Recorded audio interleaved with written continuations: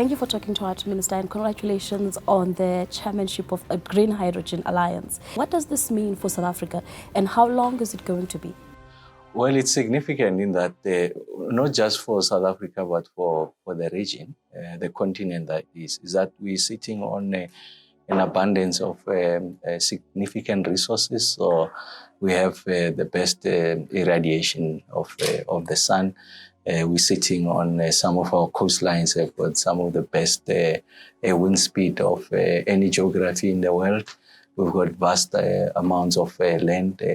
We are close to water. Some of the countries that are participating ourselves, Kenya, we've accommodated Ethiopia, Mauritania, Egypt. They are all part of the equation. So it's important that Africa has a coherent approach on how we're going to exploit our renewable energy resources. So green hydrogen, we think, is an exceptionally good platform that gives us that opportunity. Of course, we've got the chairship for the period of 12 months, and we want to ensure that we lift first the agenda of green hydrogen in a multilateral fora, but also the significance of Africa as an indispensable part of the solutions to the exploitation of green hydrogen and new energy resources. And then thirdly, to make it possible for Africa to meet her own developmental needs. Some experts believe that transitioning from grey hydrogen into green hydrogen is going to require some steps. Do you see it that way? Do we have to go blue hydrogen, go turquoise hydrogen before we can reach green hydrogen?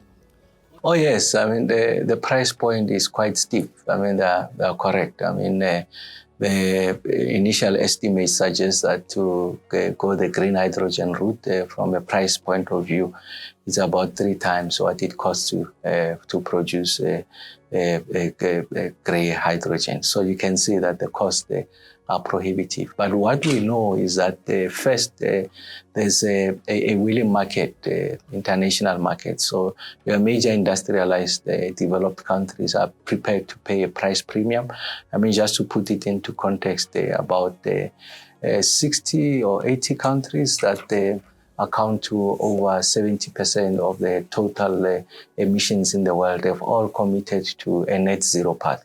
And we know that they are hard to abate sectors, production of steel, production of cement, aviation, maritime, and all of that. So those are hard to abate, but we know that green hydrogen gives you an opportunity to do that. So you find that the major industrialized North is prepared to pay that price premium. And of course, with the maturity of technology, we see the price point is likely going to come down.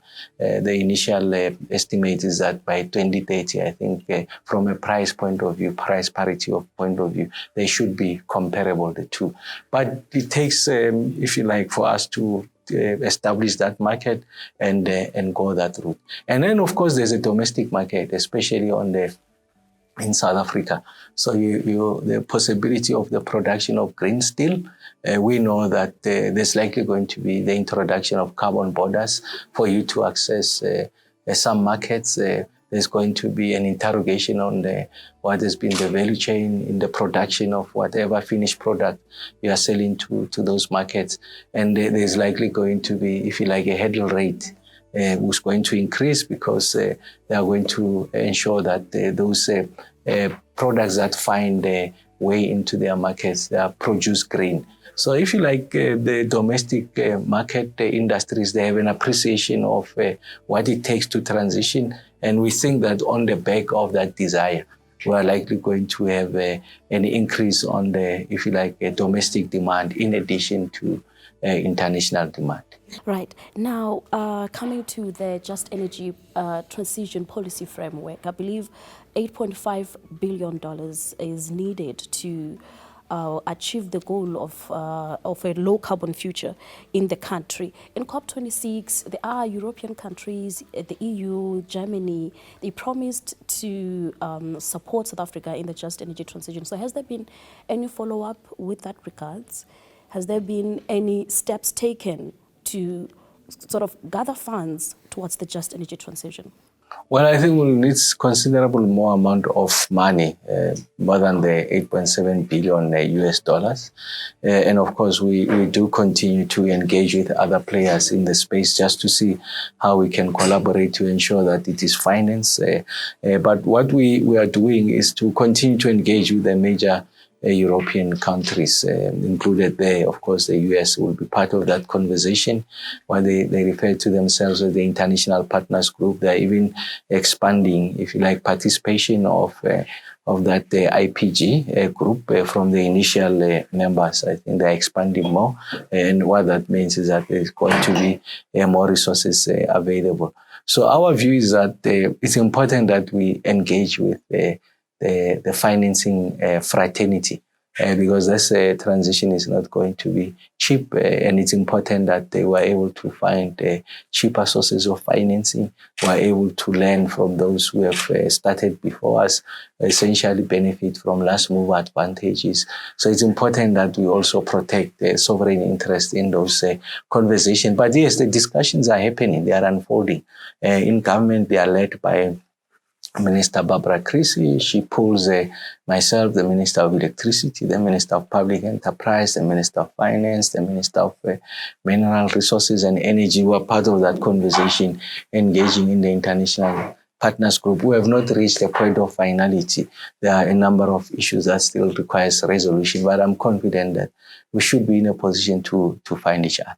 Right. Now, what will become of the existing coal mining infrastructure when the transition happens? One of the points we've made is that we must delay the decommissioning. We're sitting with the energy deficit crisis. It doesn't add up for you to continue to decommission at the rate at which we had committed ourselves when we are not able to illustrate where will be the new sources of generating capacity to replace that which we are decommissioning, and more importantly, to add up to the energy mix. So it's important that we were able to aggregate those.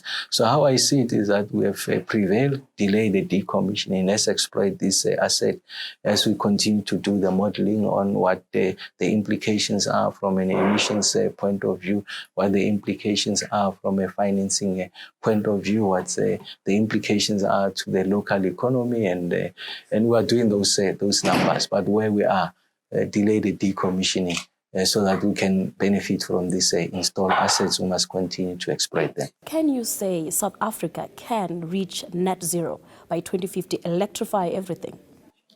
Well, I don't read net zero in that way. So even in areas where you are generating emissions, you are able to capture them and then you don't release them into the environment. So that's how I see net zero.